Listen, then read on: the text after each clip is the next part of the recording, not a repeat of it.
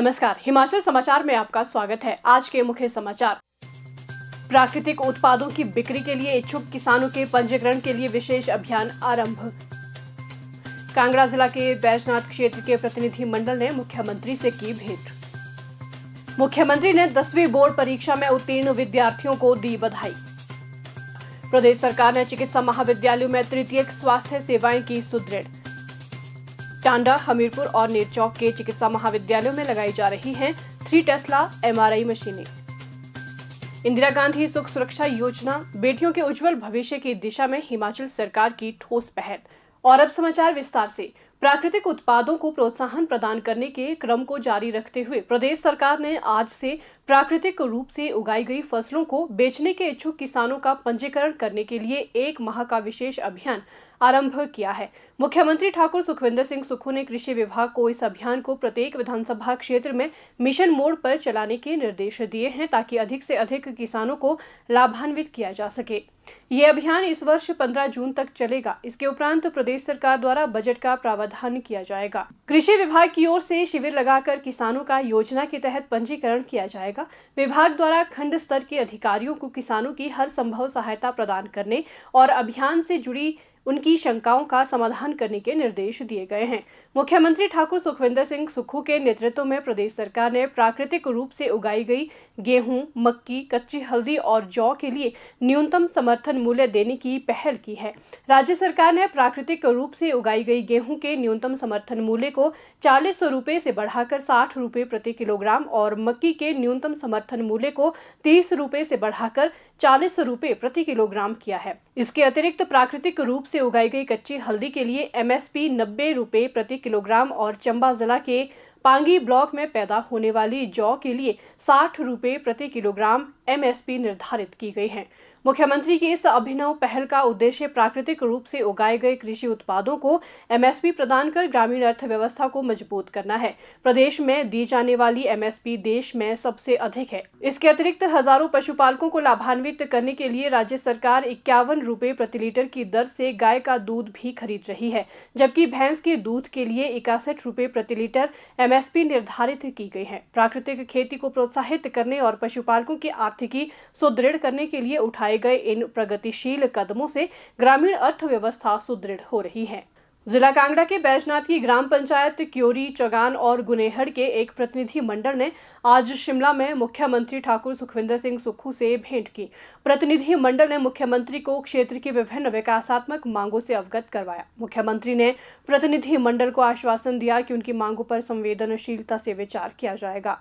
मुख्यमंत्री ठाकुर सुखविंदर सिंह सुक्खू ने हिमाचल प्रदेश स्कूल शिक्षा बोर्ड द्वारा आयोजित 10वीं की बोर्ड परीक्षा में उत्तीर्ण विद्यार्थियों को बधाई दी। स्कूल शिक्षा बोर्ड द्वारा 10वीं की परीक्षा का परिणाम आज घोषित किया गया। मुख्यमंत्री ने उत्तीर्ण विद्यार्थियों की सराहना करते हुए कहा कि ये उल्लेखनीय परिणाम विद्यार्थियों की कड़ी मेहनत, निरंतरता और पढ़ाई के प्रति समर्पण को दर्शाता है।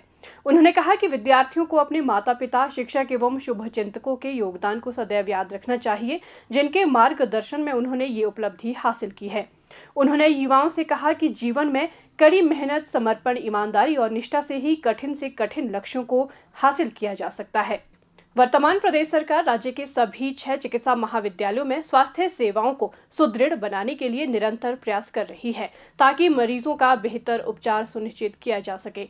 इसके दृष्टिगत मुख्यमंत्री ठाकुर सुखविंदर सिंह सुक्खू के दिशा निर्देशों पर हमीरपुर स्थित डॉक्टर राधाकृष्णन चिकित्सा महाविद्यालय में नेफ्रोलॉजी, न्यूरोलॉजी, गैस्ट्रोएंट्रोलॉजी विभाग स्थापित करने को स्वीकृति प्रदान की गई है। इन विभागों के सुचारू संचालन के लिए कुल 118 पदों को सृजित कर भरने का भी निर्णय लिया गया है। इससे जिला हमीरपुर के अलावा मंडी, ऊना, बिलासपुर और कांगड़ा जिला के मरीजों को भी उत्कृष्ट चिकित्सा उपचार की सुविधा उपलब्ध हो सकेगी। मुख्यमंत्री के निर्देशों के अनुरूप अस्पताल प्रशासन द्वारा करवाए गए सर्वेक्षण में पाया गया कि किडनी, नसों और पाचन तंत्र से जुड़ी बीमारियों के मरीजों की संख्या में वृद्धि हुई है।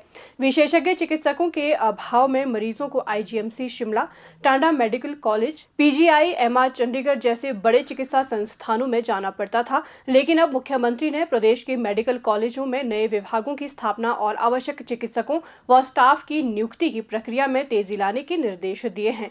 मुख्यमंत्री ने स्वास्थ्य विभाग को सभी चिकित्सा महाविद्यालयों में स्वास्थ्य देखभाल सुविधाओं को बेहतर बनाने के निर्देश भी दिए हैं। उनके निर्देशानुसार राज्य सरकार ने मंडी जिला के श्री लाल बहादुर शास्त्री चिकित्सा महाविद्यालय नेरचौक में न्यूक्लियर मेडिसिन विभाग की स्थापना को मंजूरी प्रदान की है। इसका सुचारू संचालन सुनिश्चित करने के लिए professor associate, professor assistant professor, senior resident doctor, nuclear medicine technologist और रेडिएशन सेफ्टी ऑफिसर के पद सृजित कर भरे जाएंगे। इसके अतिरिक्त सिरमौर जिला के डॉक्टर वाईएस परमार राजकीय चिकित्सा महाविद्यालय नाहन में पैथोलॉजी विभाग में, इम्यूनो हेमेटोलॉजी और ब्लड ट्रांसफ्यूजन विभाग में असिस्टेंट प्रोफेसर का पद भरने को भी मंजूरी दी गई है। राज्य सरकार प्रदेश में चिकित्सा प्रौद्योगिकियों और नैदानिक सेवाओं के उन्नयन पर भी ध्यान केंद्रित कर रही है। इसके तहत टांडा, हमीरपुर और नेरचौक के चिकित्सा महाविद्यालयों में 3 टेस्ला एमआरआई मशीनें लगाई जा रही है। आईजीएमसी में मौजूदा एमआरआई मशीन 19 साल से अधिक पुरानी है, जिसे शीघ्र बदला जाएगा। शिमला जिला के चमियाना अस्पताल के साथ साथ सभी चिकित्सा महाविद्यालयों, जोनल और क्षेत्रीय अस्पतालों को आधुनिक मशीनों से लैस किया जा रहा है, ताकि प्रदेश के लोगों को राज्य में विश्व स्तरीय उपचार सुविधाएं उपलब्ध करवाई जा सके। राज्य सरकार ने सरकारी अस्पतालों में आधुनिक तकनीक लागू करने के लिए 200 करोड़ रुपए का प्रावधान किया है। राज्य से बाहर के स्वास्थ्य संस्थानों पर मरीजों की निर्भरता कम करने की दिशा में कार्य किया जा रहा है। इसके अतिरिक्त राज्य में 69 स्वास्थ्य संस्थानों को विशेष चिकित्सा सुविधा और बेहतर निदान क्षमताओं से जोड़कर स्वास्थ्य क्षेत्र का सुदृढ़ीकरण किया जा रहा है। बेटियां केवल परिवार की ही नहीं बल्कि समाज की नींव होती हैं।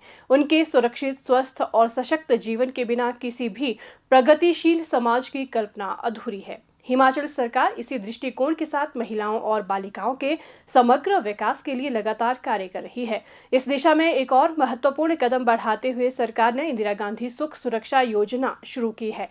ये योजना बेटियों को आर्थिक और सामाजिक सुरक्षा प्रदान कर उनके उज्जवल भविष्य के निर्माण को समर्पित है। इस योजना का मुख्य उद्देश्य बेटियों को आर्थिक एवं सामाजिक सुरक्षा प्रदान करना है।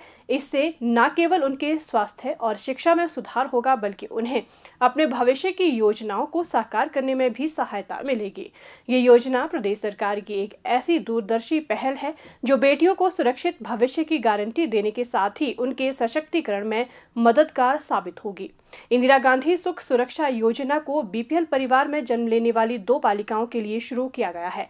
सरकार द्वारा इस योजना के अंतर्गत बालिका के जन्म पर 25,000 रुपए की राशि बीमा कंपनी में जमा करवाई जाएगी। बालिका के माता पिता को प्रति अभिभावक 2 लाख रुपए का जीवन बीमा दिया जाएगा। बीमा की मैच्योरिटी पर यह राशि बालिका को 18 वर्ष की आयु से 27 वर्ष तक उसकी इच्छा अनुसार प्रदान की जाएगी। प्रदेश सरकार महिलाओं और बालिकाओं के समग्र विकास के लिए पूरी तरह प्रतिबद्ध है। इंदिरा गांधी सुख सुरक्षा योजना बेटियों के सुरक्षित भविष्य की दिशा में एक महत्वपूर्ण कदम है, जो न केवल उनकी शिक्षा और आर्थिक सुरक्षा सुनिश्चित करेगी, बल्कि उन्हें आत्मनिर्भर बनाने में भी सहायक होगी।